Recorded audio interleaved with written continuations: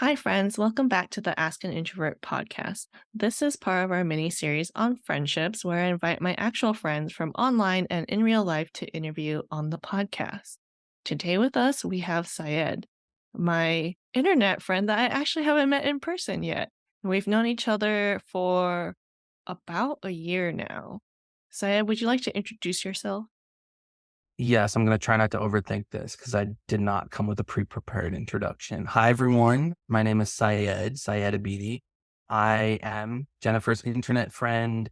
It doesn't feel like that, though. I feel like it's a little more than that. But anyway, as a professional, I go by the title Vibe Strategist. It's indicative of a larger philosophy I have to brand strategy, but it's also just because I'm obsessed with the concept of vibes and I like to bring good vibes wherever I go. I'm really excited to be here. Thank you for having me. Thank you for bringing your good vibes to the pod.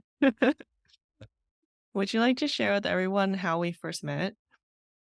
Yeah, so we met in a really cool way.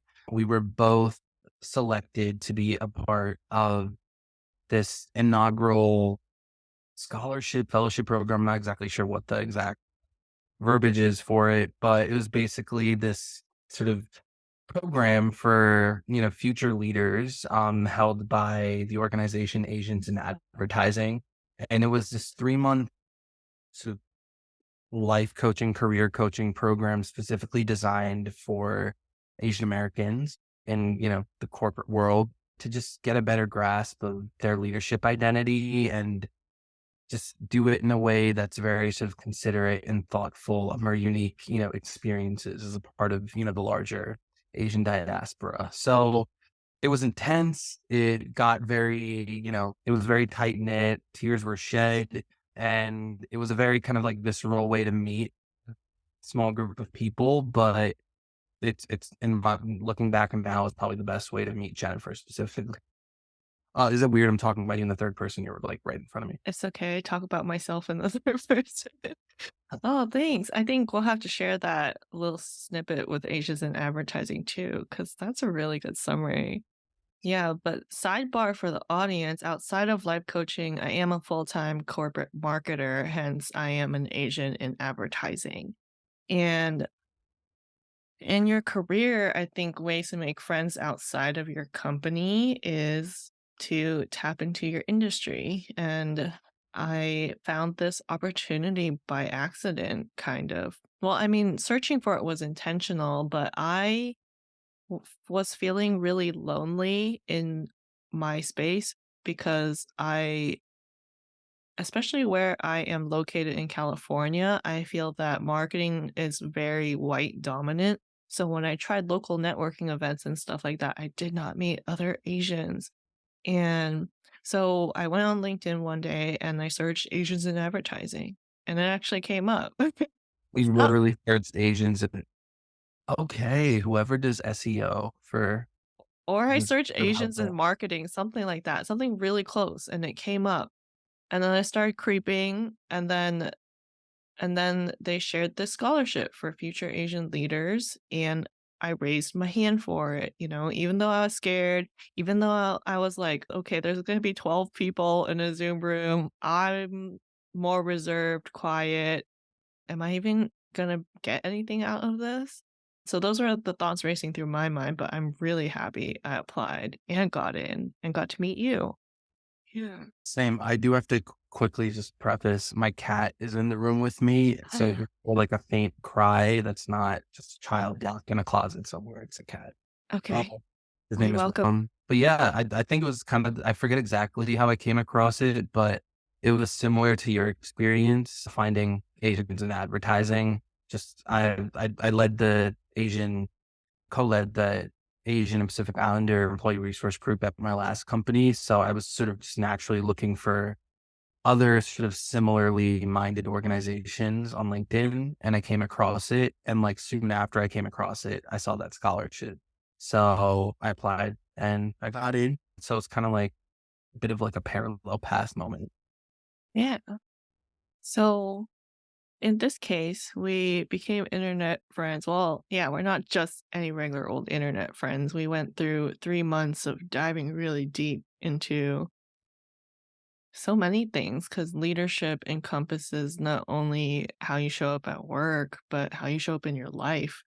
Or rather, my philosophy coming out of that program is how you show up in your life is going to affect how you show up at work.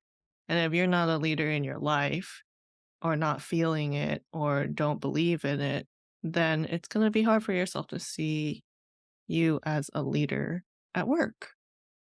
Yeah, I completely agree. It's something that, like, I think everyone who, has a concept of leadership understands on the surface, like, to be a leader, you need to feel like a leader, but to feel like a leader for some of us, especially those of us who are, like, minority, first, second gen folks, there is a minefield you have to, like, traverse before you get within, like, a 5-mile radius of being able to potentially feel like a leader. So a lot of we were in the trenches. We were internet friends in the internet trenches, the virtual trenches.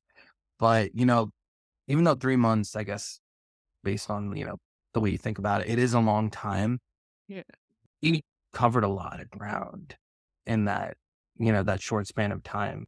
And we didn't cover everything. We weren't like suddenly like, at the top of our game, just like, you know, the the picture of an executive, but before and after, you can't do a before and after picture for your mind. But if that was possible, if they were able to like do a brain scan or something and show like the black and white, sad, glum mindset some of us, I'm not going to say for all of us, had before, and how sort of confident, empowered, and you know more sure of ourselves we were afterwards, it would be a pretty stark difference, I like to think.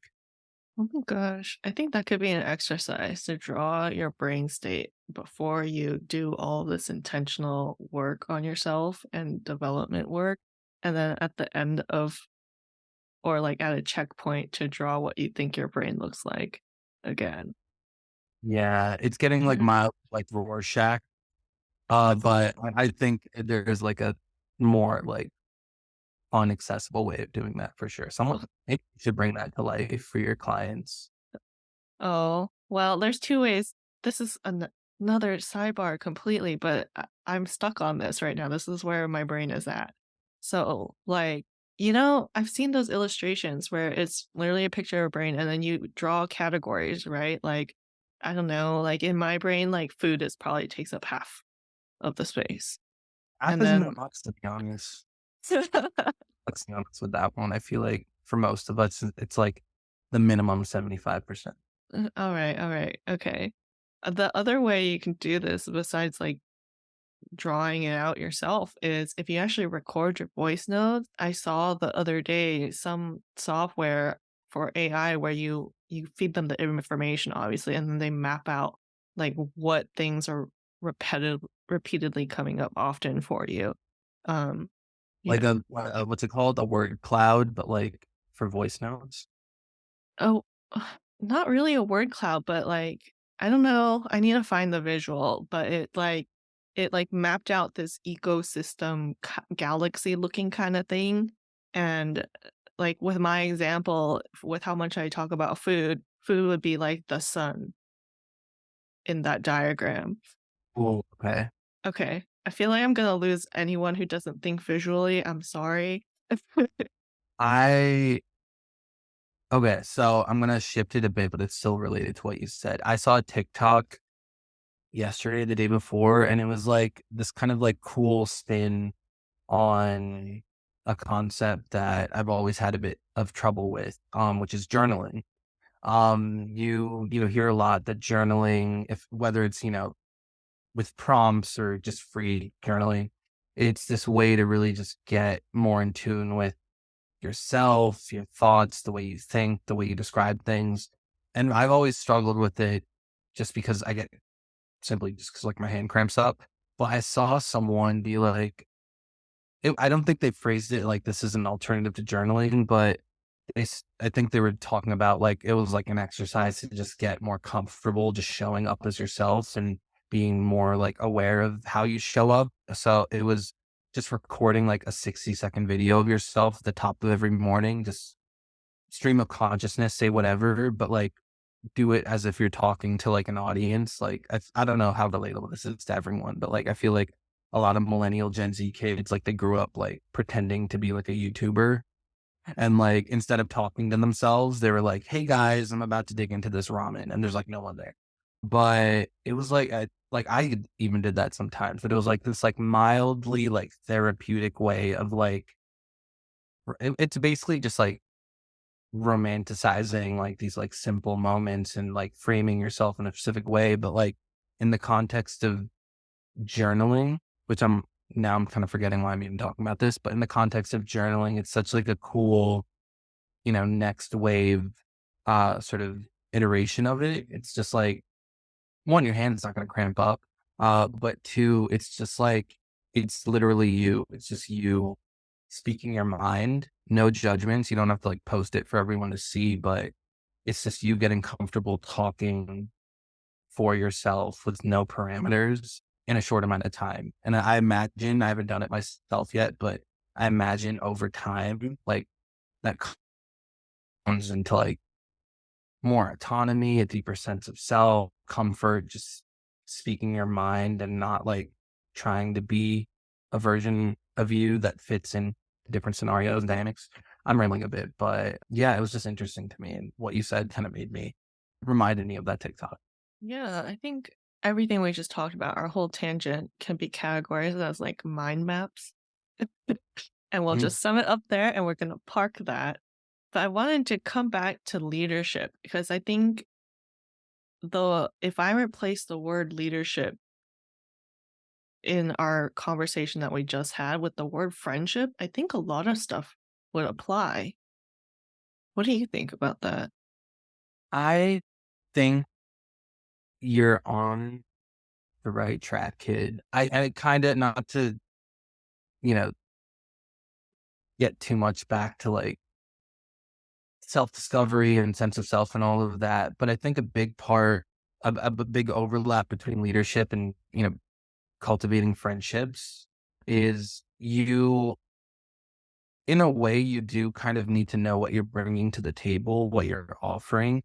Cause, the best friendships, it's debatable, but I think the best friendships do happen naturally. And like, when you try to, think about it in this manual way, it can feel kind of clinical sometimes, especially when you're doing it, just for yourself in the moment without like a more, well-informed intention behind it. But for leadership, you do really need to understand like who you are and what are those qualities and parts of yourself that are, the shiniest, the brightest, and the most sort of effective to inspire a team and get that team to move in a direction.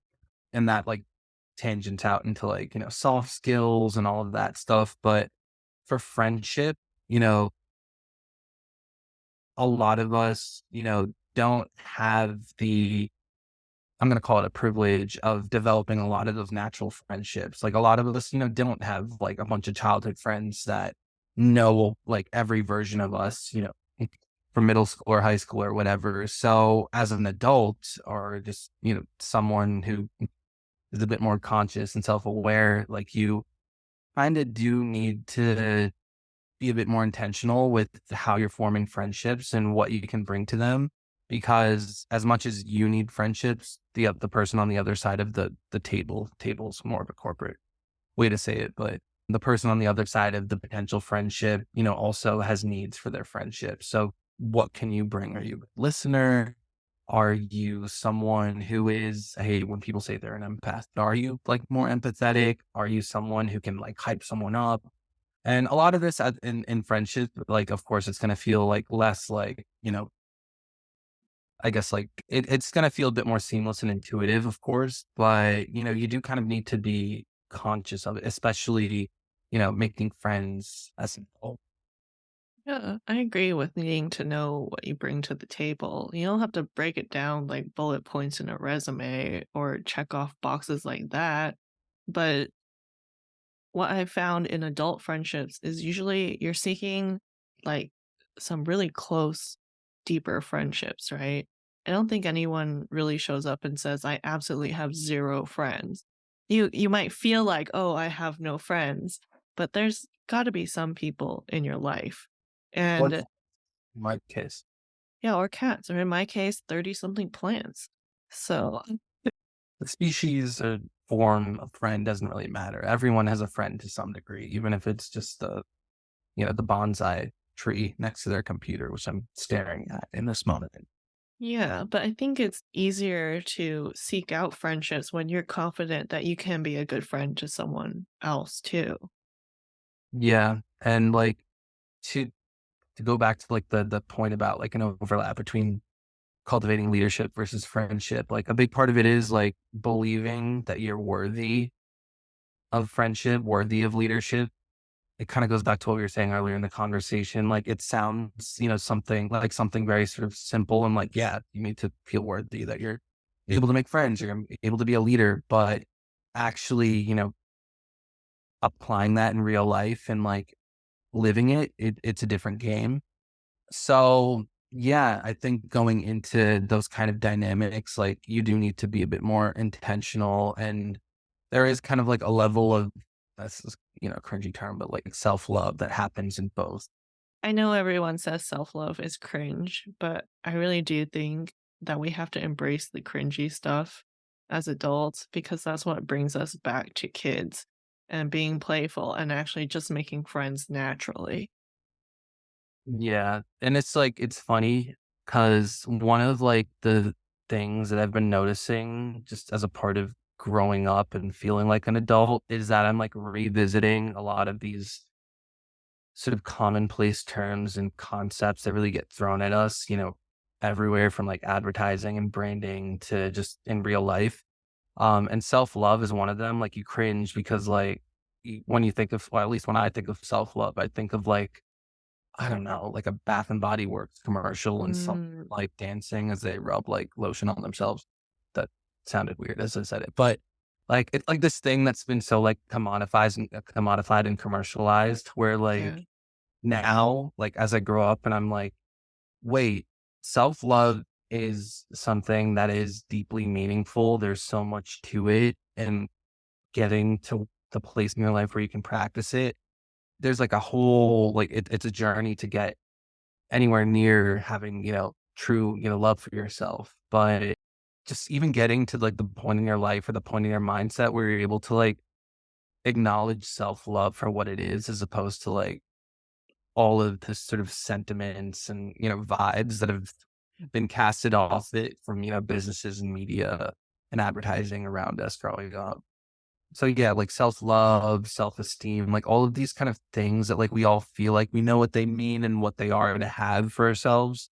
There's so much more to them if you give yourself like or give that those, terms and words and concepts like the breathing room to really understand and understand what they are and like how they sort of unfold for you as a person. I don't really have anything to say to that. That was just really good. I have nothing to say to that because that did not make sense at all, which would also, I guess, be valid. No, but Um, then what I would have to say is, "Oh, that didn't make sense. Can you explain this again?" yeah, and I'd probably like make even less sense when I try to, but I'm glad it made some sense. Yeah, that's like really good. That's stuff to think on because I do think I agree with you. Self-love, self-care, it's been commercialized and we as advertisers know that sometimes, to elicit a certain feeling to make the sell, because advertising and marketing are really just sales at scale, is that we get it's really surface level and we seek to elicit that like the most strong feeling we can get out of someone, which is like, "Ooh, like I've been feeling really icky, so if I just buy this product, my whole life is gonna change." Yeah, like I could ramble about this all day. I'll try Yeah. not to now. But like even my voice cracked. I'll just pretend that's because I'm getting emotional about the topic. But even like thinking about like these commonplace, terms and concepts like the word community. Like we like it's especially in advertising and marketing, like it's something that's just like this buzzword that like means something different depending on who you ask. And like we all kind of know what it means and like we use it, but like we use it in different ways that serve, our business and our bottom line.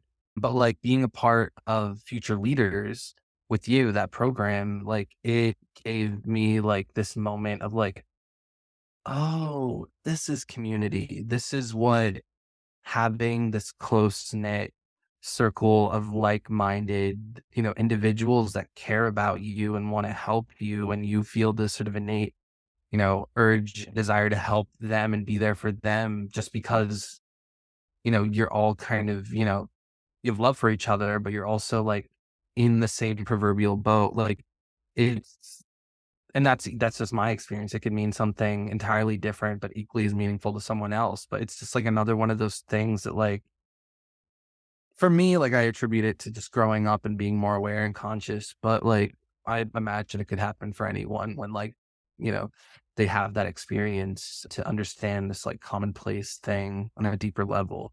But yeah, I'm gonna cut myself off there because we would be talking about that for hours. Well, I think often, like, we just accept someone else's meaning of something, like whether that's what does self-love mean, what does self-care mean, what does community mean? We just take what we see that's presented to us and think that that's what we should have.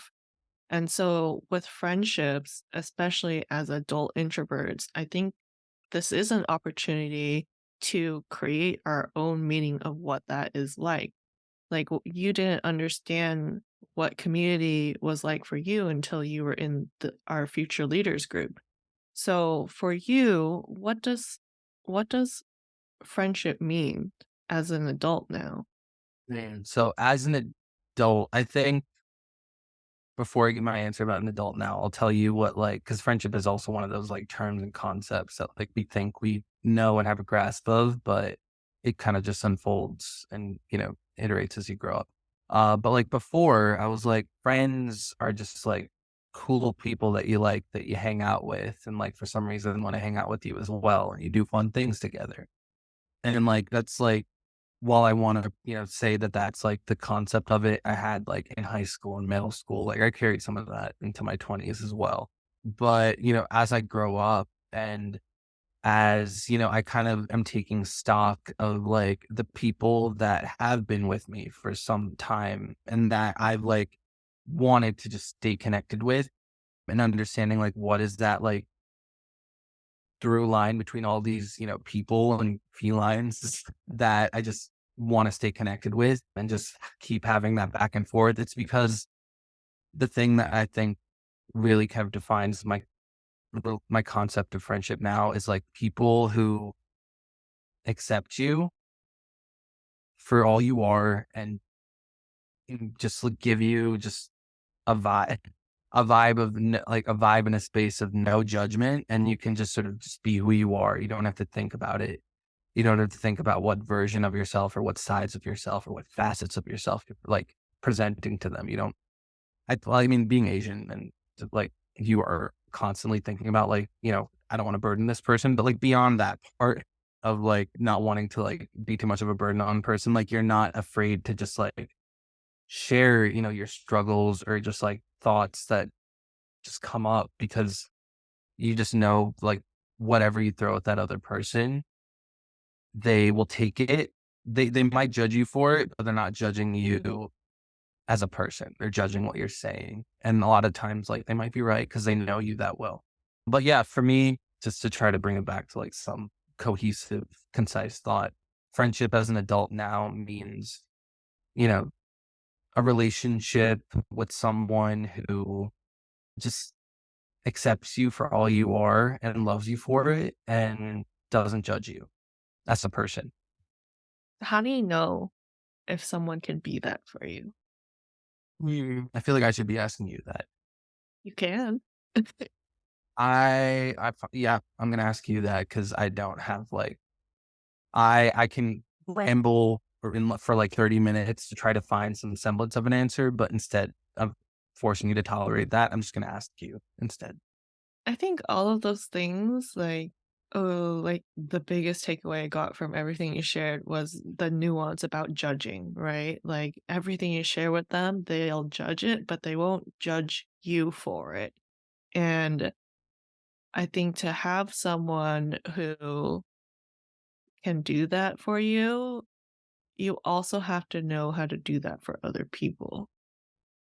Like everything that you want out of a friendship, or any relationship really, you do have to lead by example to some extent.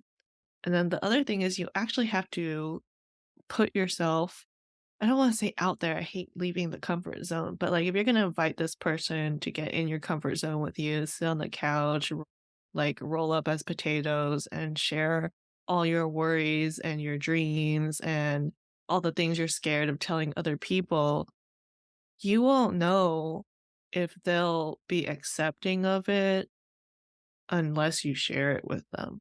So, I think the concise answer would be you have to be okay with taking the risk of getting hurt.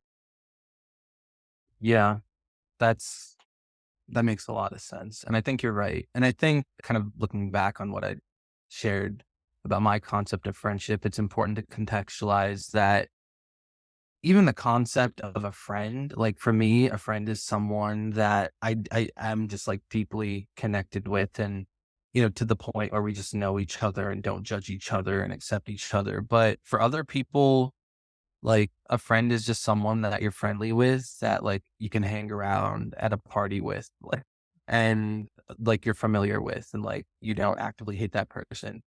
For me, that is, like, one term that I've become more sort of I've embraced a bit more is, like, the concept of a acquaintance versus a friend. Like, I know a lot of people, I'm friends I'm even now I'm, like, slipping up and saying friends, but I'm familiar with, on a certain level with a lot of people and, like, I like them, they like me, and, like, we if they'd ask me to hang out or get coffee, like, I would, but we're not, like, actively connected with one another, like, we don't like, there's a level to how deep we get with one another and how open we are and what sides of ourselves we share with each other. And for me, like a lot of those type of relationships, as fun and friendly as they are, like even using the word friendly is kind of like interesting, but a lot of times for me, those are just like acquaintances, or dare I say it, colleagues, if I met them through work.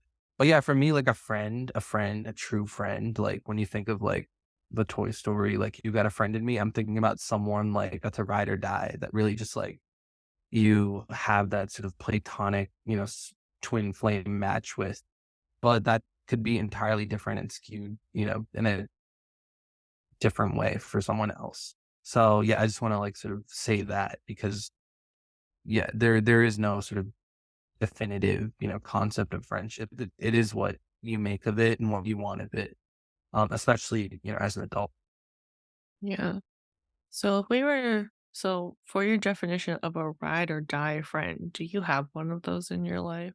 Uh, I I have a couple who I met through college, which was as for me, that's as like close as I have to like a childhood friend. Cause like I don't know if we're ever gonna like we're gonna like get into like how like my relationship with being an introvert like started, but like I started opening myself up truly to people and wanting to like actively make friends and connect with people like when it got to college for me. So those are probably the oldest friends I have, but also sort of like they are my ride or dies because yeah, I can really just share even if we don't talk for or see each other for like months, like when we meet and when we connect, like my guard is down. I'm not like what version of my current can I like what diluted version of my current struggles can I share with this person to like not overwhelm them? Like I will just share whatever. And it's fine because they'll share whatever with me and there's like this comfort that comes with it. Um but and yeah, maybe like I I don't know. I don't want to say whether or not I'd take a bullet for them now because I feel like I'll overthink that, but I probably would. I'd take a bullet for my cats, and they're also my ride or dies, which I got, coincidentally around that same college time. So yeah, does that answer your question? Yeah. I hope you are never put in a position to take a bullet for anyone. Yeah, like I hate to like define like the level, like the barometer of friendship against whether or not I would like actively die for you, but I think that's yeah, too complicated. That's a total anomaly about of a that. life situation because, yeah, if yeah, I have one I have a few friends that I would consider ride or die to some extent. But like my best, best, best, best friend, the person who like I feel like is my platonic soulmate. Don't think I would say I'd take a bullet for her. I mean, it's also like value your own life. Like if you like don't care about living, like I will like Yeah. die for, the person who gave me my, double shot this morning. Oh man. Attended. Let's Um, entertain this for a second uh, because I just had this like in my mind, I'm like, I am actually put in this situation. And I'm like, I can see myself not overthinking it, but like, because my mind moves fast, but I'm like, okay, like, does it make more sense for me to go or for them to go? yeah, like who could be a greater service to the world? Yeah, that's we're getting a little too existential philosophical there, but interesting, like for the viewers or for the listeners, whatever. That's a nice little like takeaway. Think about that. Would you die for your friends? And if you wouldn't, are they your friends? Yeah, they still are for me. Anyway, I don't know if my friends listening would agree with that, but hey, that's your opinion. And I still hope none of us are ever put in these situations. yeah, yeah, same. Yeah. So, yeah, so man, I lost my train of thought. Okay, we're talking about ride or die friends. I asked you if you had any, and you met them all during your college years. Um, it's been a few years now, though. So, like at this stage in your life, how would you approach making new friends with the intention of having them become ride or die friendship? Okay, firstly, it hasn't been that long. I'm still I'm of life. I am a youth. Yeah, Um, I'm older than you. I'm like almost 10 years from graduating now, so it's a longer timeline for me, but yeah, but you can make friends like that as you just you're still a different person from the moment you graduated, right? yeah, that's Yeah. definitely true. Well, first I do need to sort of preface that I'm not like I think the reason I'm on this podcast or part of the reason is that like I'm not the best at making friends. I'm not like this like super connected person that just like has, you know, a, a, a bunch of, ride or dies, but I hate to say it but I feel like a lot of people, especially in the corporate realm will relate to this. A lot of my sort of most meaningful friendships that I've had since graduating I have met them through work. And a lot of times the reason that I connect with them is because we're both in the same trenches. Like we're suffering in the same ways. Like we're not like loving the jobs we do and the environments we're in. So we just like connect on that level of suffering. And yeah, it's like it's trauma bonding to a certain extent. And some of those like they feel like they're all like very deep and meaningful and they feel like, really substantial when I'm in them. But like a lot of times, like those friendships, they are kind of situational. Like you do need to sort of bond yourself to someone and have someone to open up to when you're in that, for this example, like in that job. But when whatever dynamic or environment. And some of those, once I leave that job or that person leaves that job, like we don't have anything in common anymore because we bonded over a shared experience. And if we're not both actively in that experience, doesn't hit quite the same. But some of those, on the other hand, like they they are just like an entryway to, this larger, concept of friendship or larger sort of experience of friendship. Like I do have friends that, had even at my, that I made at my first job that I'm still, very tight with. And, we still, we might have like a little chuckle throwback Thursday moment, every now and then about like some, workplace horror story we both endured. But, we are just friends on a general level now, not general level, but like our friendship isn't limited to like those shared experiences, often traumatic experiences. So yeah, I can speak more to like how I've made friends outside of work, but a lot of those sort of friendships that fit my concept of, friendship, they have been through, those oftentimes mildly traumatic work experiences. Mm. So you mentioned shared experiences as something that brings you together as friends at work. But then when that structure no longer exists, then the friendship doesn't continue. So in the cases where the friendships did you create new shared experiences or what are you bonding over? I think it's I think shared experiences in general are just a great sort of foundation for friendship, whether or not they're situational.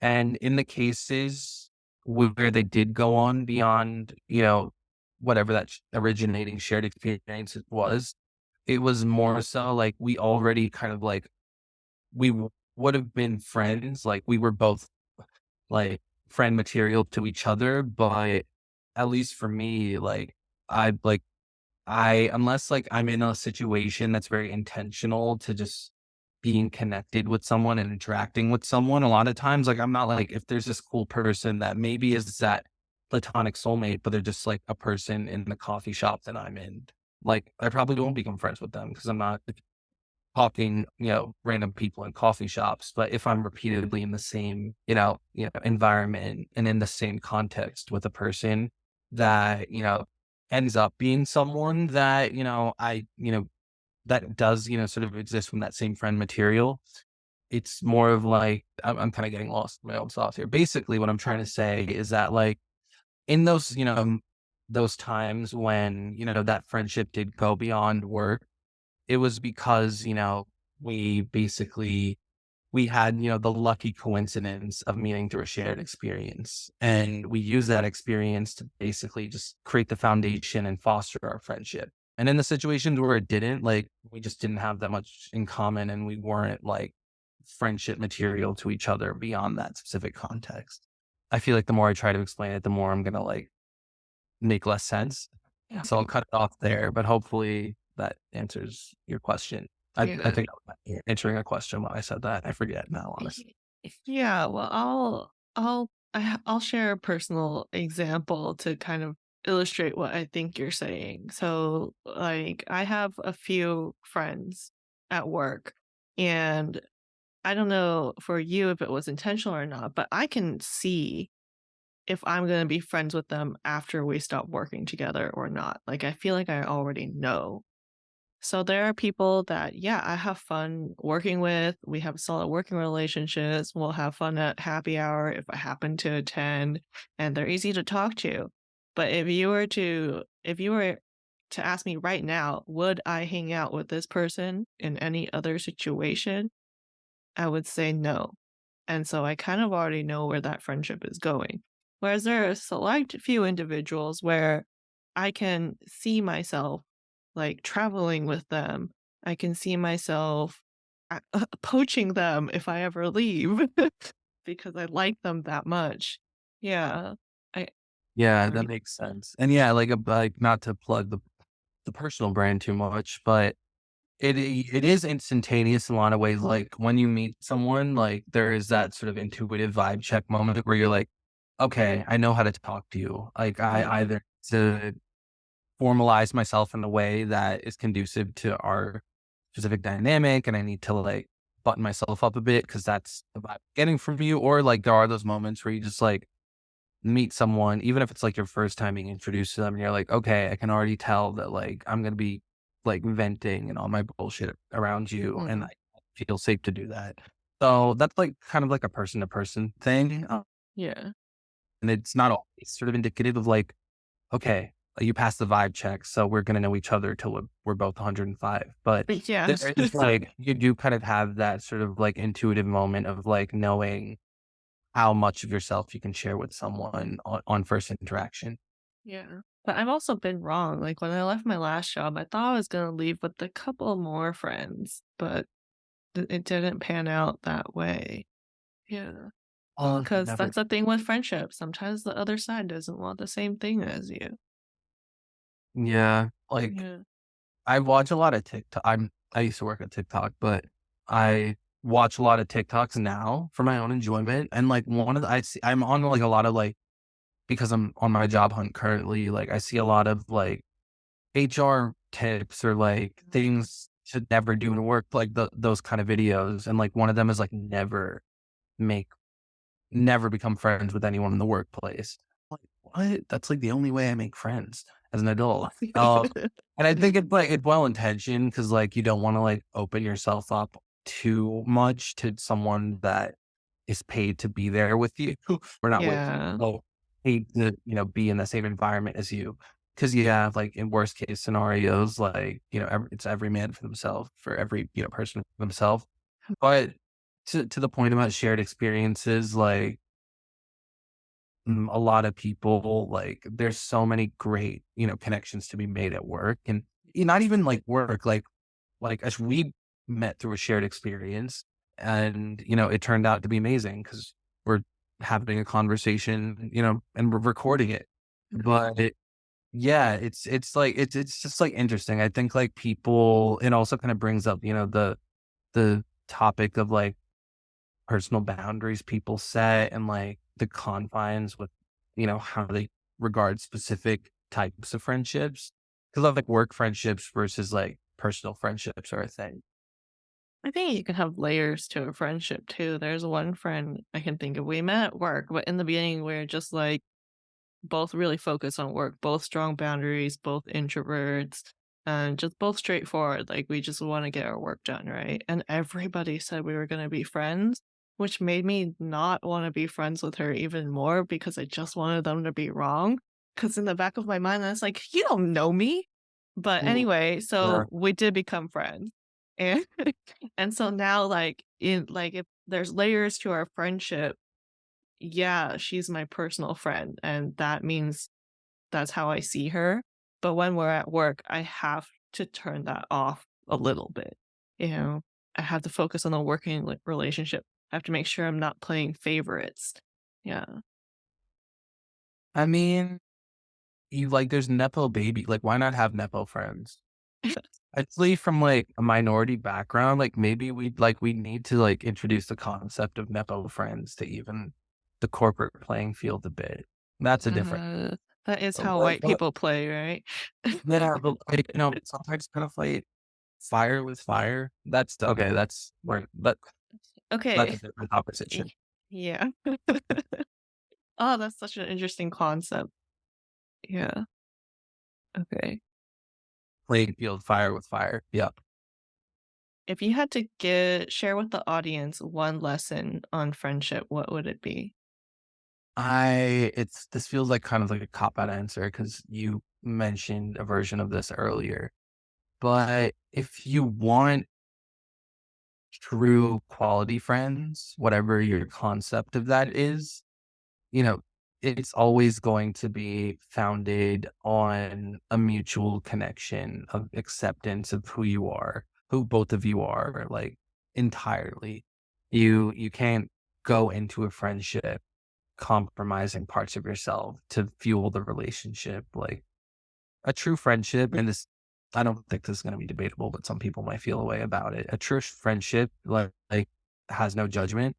So don't be afraid to bring all parts of yourself to a friendship. Maybe not all at once, because that can be overwhelming for anyone, but don't feel like you have to hide anything from another person. And if you are hiding things, maybe that says something about the friendship. But yeah, don't be afraid to, share yourself with another person because if they're a real friend, they will accept you for that and probably love you even more for it. That's I love that. I really love that. Yeah, that needs to be embroidered Yeah. on a pillow.